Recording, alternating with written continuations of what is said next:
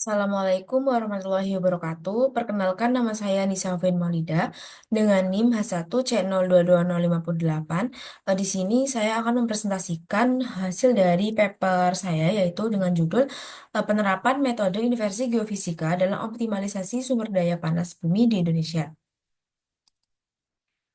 Ini ada introduction dari saya, yaitu nama saya Nisa Maulida, NIM H1C022058 dari Teknik Optimasi kelas B.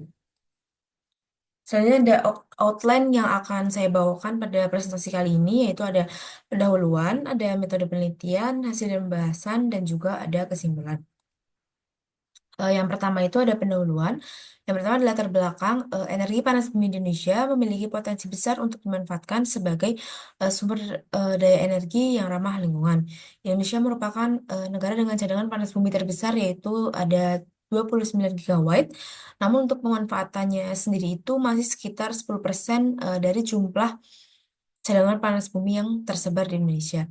Salah satu kendala yang utama pada pemanfaatan panas bumi ini yaitu adanya kompleksitas geologi di bawah permukaan yang menyebabkan susahnya para eksplorasi panas bumi ini untuk menjangkau reservoir tersebut. Reservoir panas bumi sendiri juga terdapat pada kedalaman yang signifikan, yaitu tertutup oleh lapisan batuan impermeable atau tersebar di zona patahan. Ini gambar di samping merupakan salah satu contoh pemanfaatan dari energi panas bumi yang ada di luar negeri. Selanjutnya ada tujuan penelitian, yaitu yang pertama ada mengoptimalkan eksplorasi dan pengelolaan sumber daya panas bumi, lalu mengurangi biaya eksplorasi dengan meminimalkan pengeboran yang tidak produktif melalui pemetaan bawah permukaan yang lebih komprehensif, lalu mempercepat eksplorasi dan pengembangan lapangan panas bumi baru untuk mendukung target energi terbarukan nasional. Selanjutnya ada metode penelitian. Dalam penelitian kali ini itu menggunakan metode inversi geofisika dalam optimalisasi panas bumi itu sendiri. Metode inversi geofisika digunakan untuk memetakan lokasi reservoir, jalur fluida, dan struktur geologi yang relevan. Hal tersebut itu keberadaan panas bumi yang ada di dalam kedalaman yang signifikan. Untuk metode inversi geofisika sendiri merupakan teknik analisis data geofisika untuk menghasilkan model bawah permukaan yang menggambarkan distribusi sifat fisik seperti resistivitas listrik, lalu ada kepadatan atau kecepatan gelombang seismik. Untuk metode inversi geofisika sendiri itu biasanya menggunakan beberapa metode yang sering digunakan yaitu ada metode magnetotelurik atau MT, lalu ada gravimetri, dan juga ada seismik refraksi. Untuk penjelasannya akan dijelaskan pada slide berikutnya. Itu ada hasil dan juga pembahasan. Yang pertama ada efektivitas metode magnetotelurik. Untuk metode magnetotelurik sendiri merupakan metode teknik geofisika yang sangat efektif untuk eksplorasi panas bumi. Dengan menggunakan data ini, mampu memetakan distribusi resistivitas listrik di bawah permukaan bumi yang menjadi indikator utama keberadaan reservoir panas bumi. Untuk efektivitas metode ini sendiri itu dinilai dari beberapa aspek, yaitu yang pertama ada resistivitas rendah sebagai indikator reservoir. Reservoir panas bumi sering ditandai dengan resistivitas rendah karena keberadaan fluida panas dengan mineral terlarut yang mampu menghantarkan listrik. Ya, selanjutnya ada penentuan lapisan batuan penutup dan juga reservoir. Magnetotelurik sendiri itu juga dapat memetakan lapisan batuan penutup penutup atau caprock yang memiliki resistivitas tinggi dan berfungsi sebagai penghalang fluida panas gitu. Jadi dengan adanya lapisan penutup batuan ini nantinya akan menyulitkan dalam eksplorasi panas bumi itu sendiri karena batuan penutup atau keprok sendiri itu bersifat resistivitas yang tinggi dan juga berfungsi untuk penghalang fluida panas. Selanjutnya ada cakupan kedalaman. Biasanya energi panas bumi sendiri itu terdapat pada kedalaman yang sangat dalam maupun kedalaman yang dangkal, gitu. Metode magnetotelurik sendiri itu dapat mencapai kedalaman hingga 10 kilo yang memungkinkan eksplorasi ke dalam lapisan reservoir panas bumi yang umumnya berada pada kedalaman tersebut. Yang terakhir itu ada relevan untuk sistem geotermal vulkanik. Di wilayah seperti Indonesia yang dikelilingi oleh pegunungan aktif itu metode magnetotelurik sangat efektif untuk memetakan jalur migrasi fluida panas hingga ke sumber panas di kedalaman. Selanjutnya ada penerapan gravimetri untuk identifikasi struktur geologi. Gravimetri sendiri merupakan metode geofisika yang mengukur variasi medan gravitasi di permukaan bumi. Perubahan medan gravitasi ini disebabkan oleh perbedaan kepadatan batuan bawah permukaan. Dalam geotermal, model ini dapat menunjukkan lokasi potensi reservoir geotermal.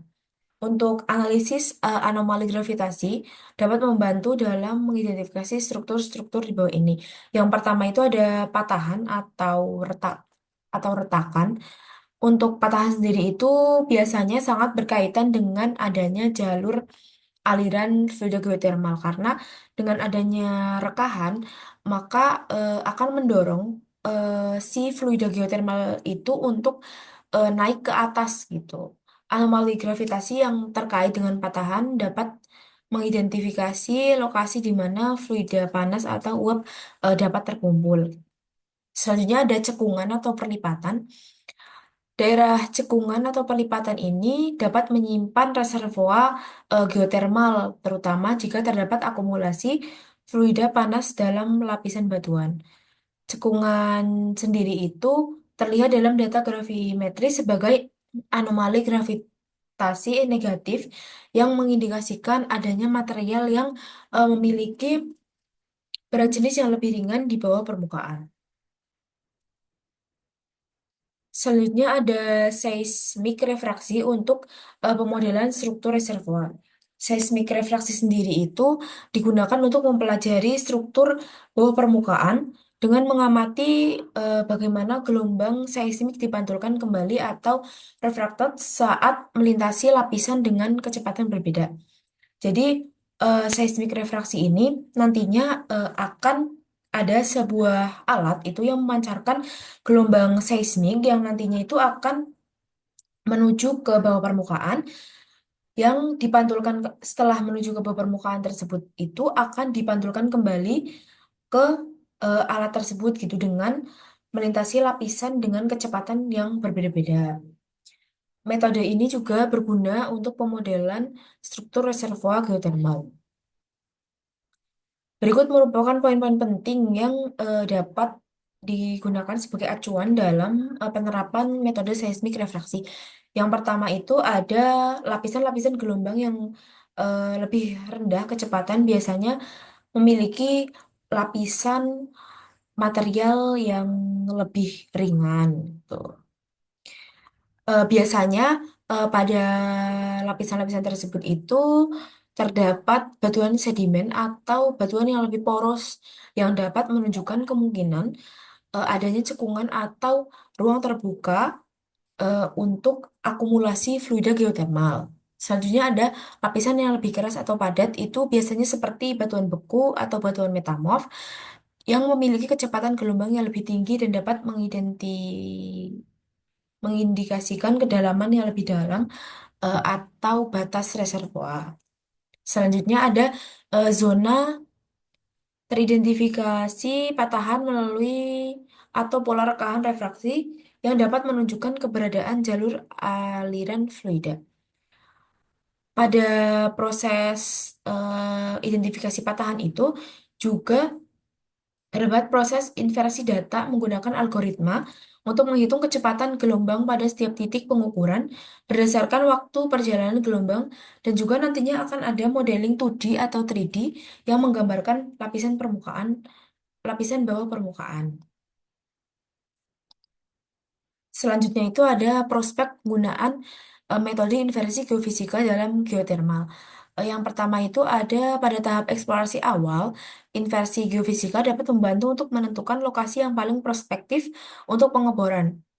Dengan menggunakan data geofisika dari metode gravimetri atau lalu MT atau magnetotelurik dan juga seismik refraksi.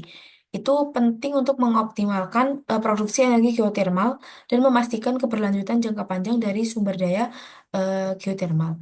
Jadi untuk metode-metode yang tadi sudah saya jelaskan nantinya itu dapat digunakan untuk eksplorasi awal identifikasi adanya jalur atau zona fluida panas bumi. Dengan metode-metode tadi yang nanti akan secara efektif gitu memetakan awal untuk tahap yang selanjutnya yaitu tahap eksplorasi. Jika dilakukan dengan metode langsung pada tahap eksplorasi, maka akan tidak efektif dan juga memakan biaya yang sangat banyak. Lalu yang kedua ada inversi geofisika itu juga dapat meningkatkan keakuratan pengeboran. Pada inversi geofisika tadi kan sudah dijelaskan bahwa adanya analisis bawah permukaan seperti struktur geologi, lalu jenis batuan, dan juga kedalaman. Dan itu tuh akan sangat berguna, data-data tersebut akan sangat berguna dalam menentukan titik pengeboran yang akan dilakukan nantinya.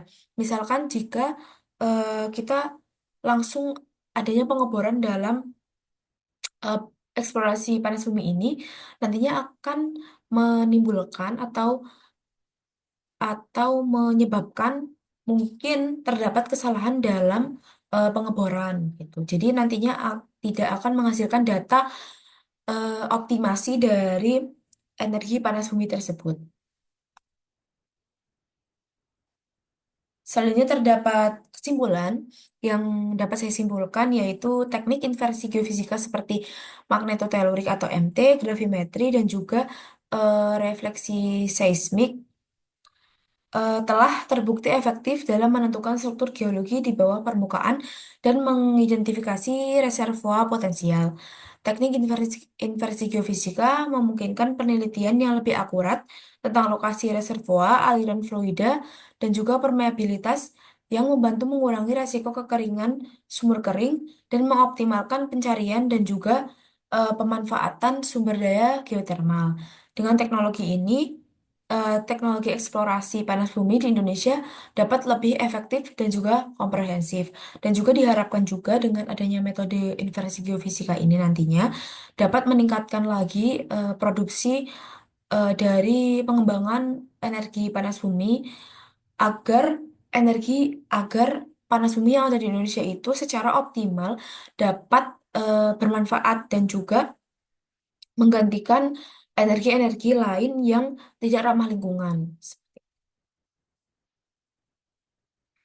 Oke, mungkin cukup sekian yang dapat saya sampaikan pada presentasi kali ini. Terima kasih sebelumnya. Mohon maaf apabila ada salah kata dan juga eh, gerak-gerik gitu. Kurang lebihnya mohon maaf. Wassalamualaikum warahmatullahi wabarakatuh.